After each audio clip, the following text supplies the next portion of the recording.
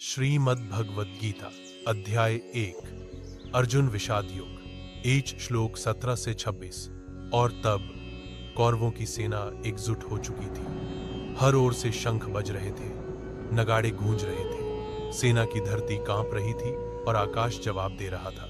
मैं श्री कृष्ण अर्जुन के सारथी बनकर खड़ा था, पर भीतर से जानता था अब अर्जुन को रणभूमि नहीं, रिश्तों की भूमि दिखाई देगी। ध्यान से सुनो, अब क्या हुआ। श्लोक 17।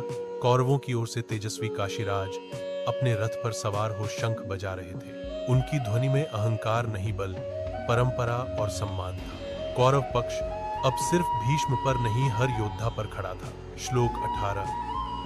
फिर कृपाचार्य ने, अश्वत्थामा, विकर्ण और सोमदत्त पुत्र ने अपने अपने दिव्य शंख बजाए। वो कोई साधारण आवाज नहीं थी, वो चुनौती थी धर्म बनाम सत्ता की। श्लोक 19। उन सभी शंखों की ध्वनि इतनी तेज हो गई कि पूरा आकाश गूंज उठा।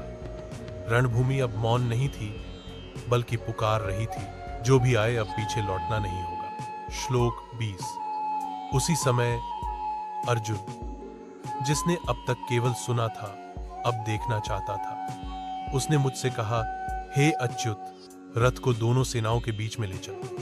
वो देखना चाहता था किससे उसे लड़ना है, या शायद किससे उसे खुद को तोड़ना है। श्लोक 21। मैंने रथ धीरे से आगे बढ़ाया और अर्जुन ने फिर कहा, हे माधव, मुझे उन योद्धाओं को देखने दीजिए जिनसे मुझे युद्ध करना होगा।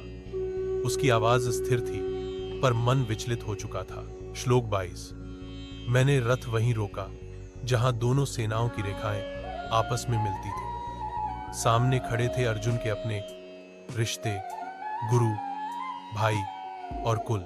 वो क्षण जब कोई योद्धा योद्धा नहीं, बल्कि केवल एक मनुष्य रह जाता है। श्लोक 23। अर्जुन ने देखा कौन कौन दुर्योधन का समर्थन कर रहा है। वो केवल बाहरी दुश्मनों को नहीं, बल्कि अपने भीतर के मोह को पहचानना चाहता था। युद्ध अब शस्त्रों से पहले भावनाओं से लड़ा जाने वाला था। श्लोक 24। मैं चुप था, क्योंकि अब समय था अर्जुन को देखने का।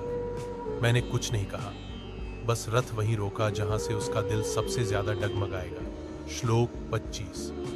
और फिर मैंने कहा, हे पार्थ, देखो इन्हें, तुम्हारे अपने चचेरे भाई भीष्म पितामह, द्रोणाचार्य और अन्य योद्धा, अब ये सभी सामने खड़े हैं। मैंने रथ वहीं रोका था जहां धर्म और मोह आमने सामने खड़े थे। श्लोक 26। अर्जुन ने देखा सामने खड़े हैं पितामह गुरु द्रोणाचार्य, अपने भाई, अपने पुत्र और अपने स्वजन। हर चेहरा एक स्मृति था, हर अस्त्र एक संबंध था। उस क्षण उसकी आंखों ने युद्ध नहीं देखा, बल्कि बंधन देखा। श्री कृष्ण कहते हैं, पार्थ, जब रिश्ते सामने खड़े हों और धर्म पुकार रहा हो, तब मन ही युद्ध भूमि बन जाता है। जो स्वयं को देख पाए वही सत्य को सुन पाएगा। बाकी का मैं आपको अगले भाग में सुनाऊंगा। जय श्री राधे।